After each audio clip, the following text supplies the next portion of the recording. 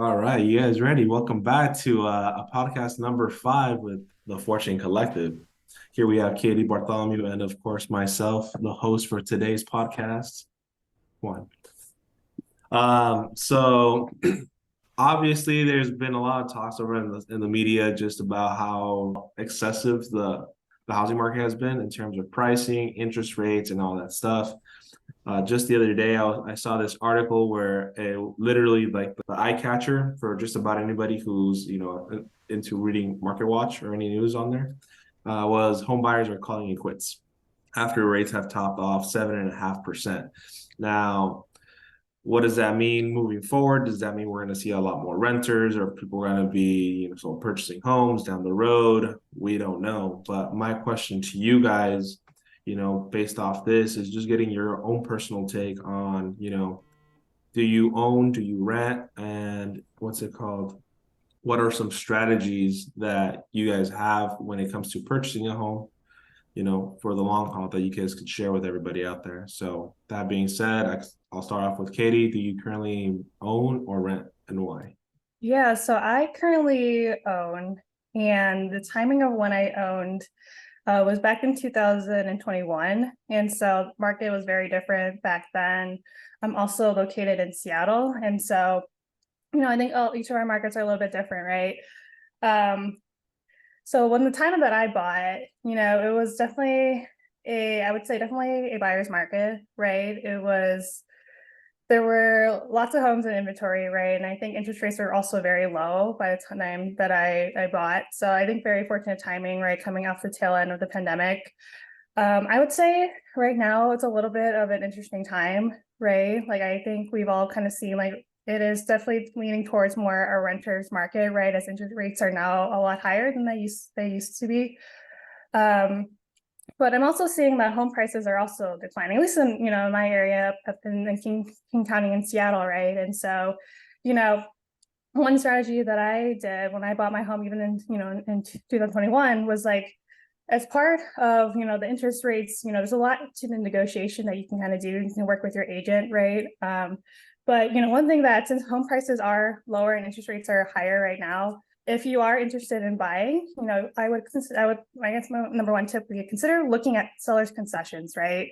I feel like back when I bought my home, it was a little bit less conventional, right? But it's something definitely it's part of the negotiation that you kind of go and use and leverage. And so I would talk to your agent, see whether or not that makes sense. If there's a home that you are currently wanting to go and purchase, you can also refinance your loan as well if needed, and talk about it and think about whether or not sell a concession is something you want to go and leverage as well. So Nice. Thanks, Katie. And that's very true, especially when you are working with an agent and you want to be able to find different avenues that you can to get yourself into a home, whether it's using leverage, asking for seller concessions. The list could be pretty endless. It's just a matter of asking and then seeing what you guys can get. Bartholomew, do you want to share? Do you currently own, rent, and what are some strategies that you used before and some strategies that you still currently use when purchasing your real estate? Absolutely. So I own two properties. The first one I purchased was back in 2019 in Lancaster, California, and then the second was last year in Orlando, Florida. Two both very different markets, but when I first bought my first, it was about getting into something. I was a relatively recent grad, and 3 years out, I eliminate any student debt I had. And after that, my goal was to purchase something. And at the time, I had enough to purchase a condo, which the goal there was to make that into a rental, which is what it currently is now. And my primary residence here in Florida is, well, eventually it's going to be the same thing, with already planning to go to a third state. Each point in time, it was different. In 2019, 2018, when I was first starting to look, then closing in 2019, it was very neutral. Interest rates were relatively low. They're probably to where they're at now. Um, in retrospect, I think it was just important for me at the time to just get into something where now it's what can this become out in the future when I leave.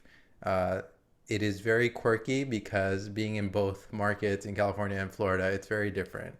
You do experience multiple offer situations in Florida.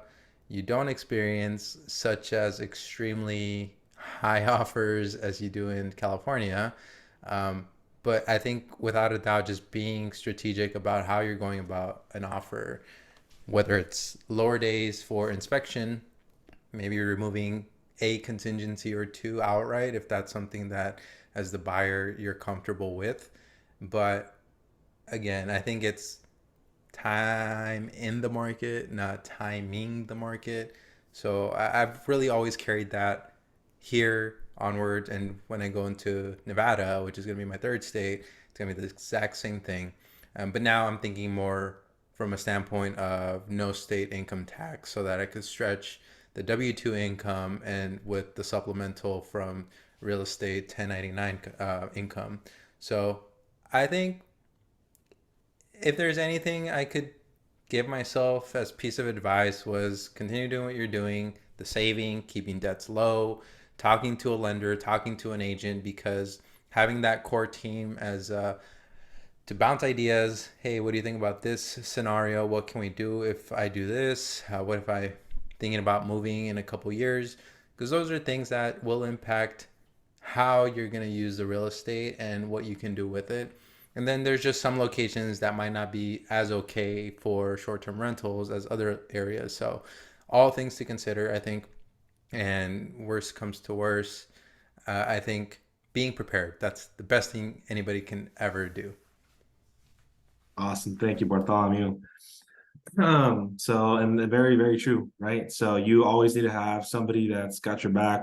You need your real estate agent, you need your lender, and of course, you got to have your own back when it comes down to, paying off debt, increasing your savings, increasing your income, things like that. Those are items that you as a person depend on yourself to do, right?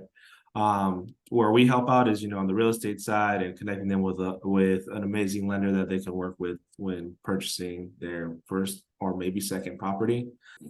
That said, just to piggyback off you guys. I mean, I currently rent. And I'm in a different stage in my life where I am recently graduated. I haven't been a working professional for no longer than 2 years. I'm coming up in 2 years next month, actually. So, advice that you guys are saying right now is advice for someone like me, somebody who's looking to buy a home in the next coming years. And I think it's all very beneficial because those strategies that you guys are talking to a lender, saving up, minimizing debt, those are all things that I'm on track on track with doing, which, it's just a little like, I would say, reassuring them, taking the right actionable steps to get where I want to be. So thank you both for sharing that with us.